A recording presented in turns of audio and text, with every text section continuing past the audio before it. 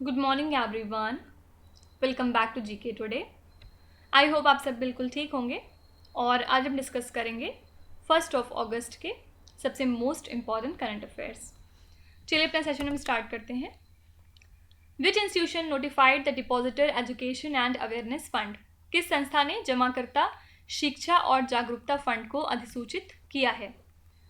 Actually हाल ही में 5,729 crore rupees allocate किए गए हैं बैंक्स के लिए इस फंड से, ताकि अनक्लेम्ड डिपॉजिट्स को रीइम्बर्स किया जा सके। ठीक है। और रिजर्व बैंक ऑफ इंडिया ने नोटिफाई किया था depositor education and awareness fund scheme को। और क्यों किया था? Regarding unclaimed deposits. और इसमें इन्होंने स्पेसिफाई किया था कि इस फंड को कहाँ कहाँ पे यूटिलाइज किया जाएगा। फॉर एग्जाम्पल, डिपॉजिटर के इंटरेस्ट को प्रमोट करने के लिए, साथ ही कुछ अदर डेजिग्नेटेड पर्पजेज डिफाइन किए थे रिजर्व बैंक ऑफ इंडिया ने। ठीक है। तो इस फंड को किसने नोटिफाई किया है? आंसर है रिजर्व बैंक ऑफ इंडिया ने। देखिए, इसके अलावा हाल ही में telecom regulatory authority of India ने अनवील किया है draft telecommunication consumers education and protection fund regulation 2023 को, जिसमें इन्होंने स्टेक होल्डर्स से इनपुट्स मांगे हैं। और इससे होगा क्या? चेंजेस किए जाएंगे telecommunication consumers education and protection fund regulations 2007 में। फाइन। तो आपसे पूछा जा सकता है कि किस इंस्टीट्यूशन ने हाल ही में जारी किए हैं draft telecommunication consumers education and protection fund को? तो आंसर है telecom regulatory authority of India. Baikalla railway station, India's oldest railway station, lies in which state or the union territory? Byculla railway station Bharat का सबसे पुराना रेलवे स्टेशन किस राज्य या फिर केंद्र मध्य प्रदेश में लाई करता है? तो बाइकला रेलवे स्टेशन इंडिया का ओल्डेस्ट रेलवे स्टेशन है। और 5 साल के एक्सटेंसिव रेस्टोरेशन एफर्ट्स के बाद फाइनली ये जो रेलवे स्टेशन है सेंट्रल मुंबई का, इसको मेटिकुलस तरीके से रिवाइव कर लिया गया है। और इसके रिमार्केबल अचीवमेंट के तौर पे स्टेशन को ऑनर किया गया है with the prestigious Asia Pacific cultural heritage award, जो कि देता है यूनेस्को। इसी वजह से चर्चे में है। आपको याद रखना है कि बाइकला रेलवे स्टेशन इंडिया का ओल्डेस्ट रेलवे स्टेशन है। और ये कहाँ पे लाई करता है? तो आंसर है Maharashtra. India set to establish an innovation platform with which country? Bharat किस देश के साथ एक इनोवेशन प्लेटफॉर्म स्थापित करने के लिए बिल्कुल तैयार है? देखिए, जो स्विस नेटवर्क है इंडिया के अंदर, ये वर्क करता है on the development of Indo Swiss innovation platform, जिसका एम होता है कोलाबोरेशंस को स्ट्रेंथन करना बिटवीन द टू कंट्रीज। कौन कौन सी? Switzerland and India. ठीक है। और ये जो प्लेटफॉर्म है ये एक्सटेंशन है हमारे Switzerland India science and innovation alliance का, जिसको कि स्टैब्लिश किया गया था during former president Ramnath Kovind के विजिट के दौरान, जब वो स्विट्जरलैंड गए थे सितंबर 2019 में। ओके। तो फिलहाल बस ये याद रखिएगा कि एक इनोवेशन प्लेटफॉर्म इंडिया स्टैब्लिश कर रहा है स्विट्जरलैंड कंट्री के साथ मिलकर। नेक्स्ट है, according to a study climate change could potentially turn which Indian state to water deficit desert? एक अध्ययन के अनुसार जलवायु परिवर्तन संभावित रूप से किस भारतीय राज्य को पानी की कमी वाले रेगिस्तान में बदल सकता है? तो ये नई रिसर्च है पंजाब एग्रीकल्चरल यूनिवर्सिटी की। और इनके मुताबिक जो क्लाइमेट चेंज है वो पंजाब स्टेट को टर्न कर सकता है into a water deficient desert future में। और रीजंस इन्होंने क्या क्या बताए? क्योंकि यहाँ पे प्रॉपर बारिश नहीं हो रही है, तो एब्सेंस ऑफ रिक्वायर्ड रेन। इसके अलावा यहाँ पर क्रॉप की डाइवर्सिटी हमें बहुत ज़्यादा नहीं मिलती है। साथ ही इनडिस्क्रिमिनेट पंपिंग हो रही है ग्राउंड वाटर की। और फिलहाल हम जानते हैं कि यहाँ पे एग्रीकल्चरल आउटपुट हमारा बहुत ज़्यादा है, जिसकी वजह से वाटर की जो रिक्वायरमेंट है वो भी काफ़ी ज़्यादा है। ठीक है। तो यही सारे रीज़न है जिसकी वजह से एक स्टडी के मुताबिक हमें ये पता चलता है कि क्लाइमेट चेंज की वजह से पंजाब स्टेट आगे चल के एक वाटर डेफिसिट डेजर्ट में तब्दील हो सकता है। ओके। अच्छा, इसके अलावा प्राइम मिनिस्टर नरेंद्र मोदी ने हाल ही में इनॉग्रेट किया है सेकेंड अखिल भारतीय शिखा समागम को, जिसके थ्रू इन्होंने 3rd एनिवर्सरी कमेमोरेट की नेशनल एजुकेशन पॉलिसी के इंट्रोडक्शन की। ठीक है। और इस इवेंट को कहाँ पे सेलिब्रेट किया गया? आंसर है नई दिल्ली के प्रगति मैदान में। इसके अलावा आईआईटी गुवाहाटी और Indian institute of information technology Guwahati ने ज्वाइंटली कंडक्ट किया एक प्रेस कॉन्फ्रेंस को गुवाहाटी में, जिसमें इन्होंने डिस्कस किए कि किस तरह से हमारी जो नेशनल एजुकेशन पॉलिसी है वो इम्प्लीमेंट हो रही है। ओके। तो आपसे पूछ सकते हैं कि प्राइम मिनिस्टर नरेंद्र मोदी ने इनॉग्रेट किया है सेकेंड अखिल भारतीय शिखा समागम को कौन सी सिटी में? तो आंसर हो जाएगा नई दिल्ली में। नेक्स्ट है, which bill has been recently withdrawn by the union government from the Lok Sabha? हाल ही में केंद्र सरकार ने कौन सा विधेयक लोकसभा से वापस ले लिया है? ये क्वेश्चन बहुत इंपॉर्टेंट है क्योंकि हाल ही में गवर्नमेंट ने विथड्रॉ कर लिया है DNA technology use and application regulation bill 2019 को फ्रॉम लोकसभा। तो पहले इस बिल का एम क्या था? एक नया रेगुलेटरी फ्रेमवर्क तैयार करना for the use of DNA finger printing technology criminal justice system में। और इस बिल को पार्लियामेंट में बहुत बार इंट्रोड्यूस कराया गया था, लेकिन हर बार ये रिजेक्ट हो रहा था on the grounds of accuracy of DNA technology. और साथ ही ये पाया गया कि ये थ्रेट हो सकता है इंडिविजुअल्स की प्राइवेसी से रिलेटेड और मे भी इसको अब्यूज़ भी किया जाए। ठीक है, तो यही सब रीज़न को देखते हुए फाइनली अब इस बिल को वापस ले लिया गया है। तो आंसर है DNA technology use and application regulation bill. अच्छा, इसके अलावा बिल्स की बात करें तो एक और बिल है जो आजकल चर्चे में है। इसका नाम है नेशनल डेंटल कमीशन बिल 2023। आपको बताना है कि इसकी हेल्प से किस एंटिटी को सेटअप किया जा रहा है। तो नेशनल डेंटल कमीशन बिल 2023 को पास किया गया लोकसभा में, जिसकी हेल्प से अवेलेबिलिटी इंश्योर की जाएगी affordable high quality dental education की। साथ ही ओरल हेल्थ केयर सर्विसेज की जो एक्सेसिबिलिटी है उनको आसान बनाया जाएगा। और नेशनल डेंटल कमीशन बिल की हेल्प से डेंटिस्ट एक्ट 1948 को रिपील किया जा रहा है और इसकी हेल्प से नेशनल डेंटल कमीशन को सेटअप किया जा रहा है जो कि मॉडल्ड है आफ्टर एनएमसी। तो आपसे पूछ सकते हैं कि नेशनल डेंटल कमीशन बिल की हेल्प से किस एंटिटी को सेटअप किया जा रहा है, तो आंसर है यहाँ पे national dental commission. National nursing and midwifery commission bill is associated with which union ministry? National nursing and midwifery commission bill किस केंद्रीय मंत्रालय से संबंधित है? तो लोकसभा ने हाल ही में पास किया है national nursing and midwifery commission bill 2023 को, जिसका एम है रेगुलेशंस को स्टैब्लिश करना और एजुकेशन को अपहोल्ड करना। किन के लिए? नर्सिंग एंड मिडवाइफरी प्रोफेशनल्स के लिए, और ये वर्क करता है under ministry of health and family welfare. तो इस बिल का एम है एक national nursing and midwifery commission setup करना और इंडियन नर्सिंग काउंसिल एक्ट 1947 को रिपील करना। फाइन, तो बस याद रखिएगा ये बिल किस मिनिस्ट्री के अंतर्गत आता है, तो आंसर है ministry of health and family welfare, जिसके मिनिस्टर हैं हमारे मनसुख मांडविया।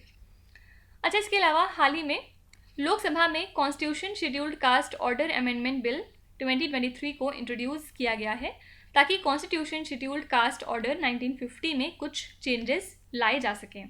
और पर्पस क्या है इस अमेंडमेंट का?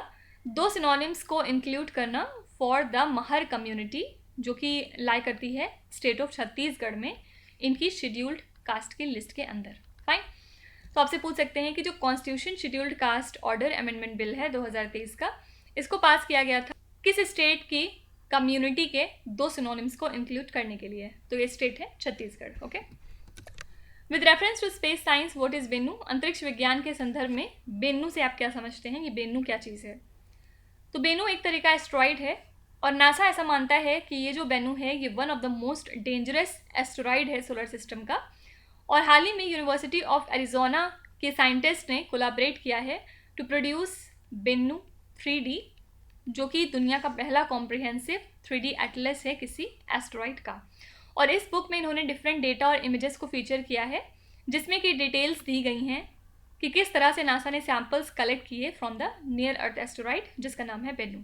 तो बेन्नू आपसे पूछ सकते हैं कि ये क्या चीज़ है, तो आंसर है एस्टेरॉइड। अच्छा, इसके अलावा जो आयनोस्फीयर का रीजन है एटमॉस्फेयर में, आपने पढ़ा होगा कि लेयर्स होती हैं एटमॉस्फेयर में। इसमें से जो आयनोस्फीयर वाला रीजन है ये कितने हाइट के बाद आ जाता है?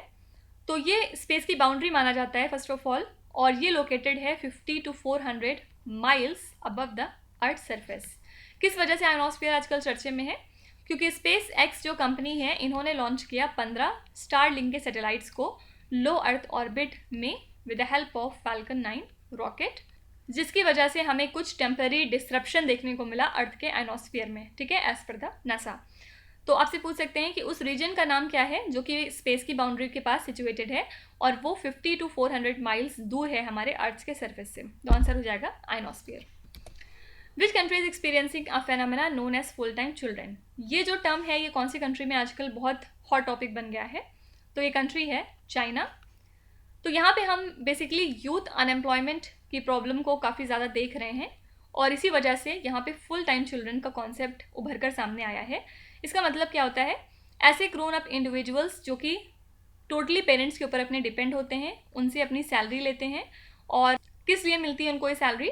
उनके बच्चे होने की वजह से जो वो काम बदले में करते हैं उसके बदले वो अपने पेरेंट्स से सैलरी लेते हैं, ठीक है। मतलब क्या है, जैसे फॉर एग्जांपल वो अपने पेरेंट्स के साथ बैठ के टाइम स्पेंड करते हैं, या उन्हें शॉपिंग में हेल्प कर रहे हैं, या फिर घर के कामों में वो जो हेल्प करते हैं उसके बदले वो अपने पेरेंट्स से सैलरी लेते हैं। तो सिंपली आप इंडिया में ऐसे समझ सकते हैं कि ये सारे काम तो हम एज अ स्टूडेंट या अगर हम किसी भी पोस्ट पे हैं तो भी हम करते हैं अपने पेरेंट्स की हेल्प करने के लिए, बट वहाँ पर क्या है, वो फुल टाइम चिल्ड्रन बन के उनसे सैलरी फिर उठाते हैं, ठीक है। तो ये फुल टाइम चिल्ड्रन कॉन्सेप्ट आजकल हमें चाइना से देखने को मिल रहा है। अच्छा, इसके अलावा हाल ही में इजराइल की जो पार्लियामेंट है, जिसका एक पर्टिकुलर नाम क्या होता है, नेसेट, ठीक है।